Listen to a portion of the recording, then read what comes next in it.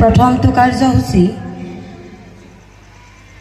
আমাৰ 10 নং পাৰিহাটৰ কল্পনা দাস ডাঙৰীয়ানী বাইদেৱে মঞ্চ মুকলি কৰিলে।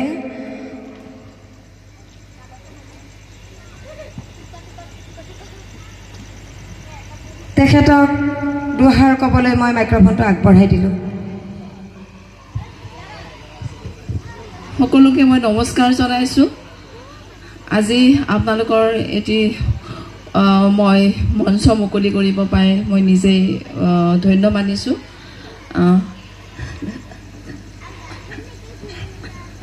তেতেলীয়া আঞ্চলিক মহিলা সমিতিৰ উদ্যোগত আয়োজন কৰা উদযাপিত সমিতিৰ সভানেত্ৰী ডাঙৰীয়ানী আৰু লগতে সম্পাদিকা আৰু বিষয়ববীয়াসকল আৰু উপস্থিত ৰাইজ আই মাতৃসকল, পোনপ্ৰথমে মই সকলোকে ৰঙালী বিহু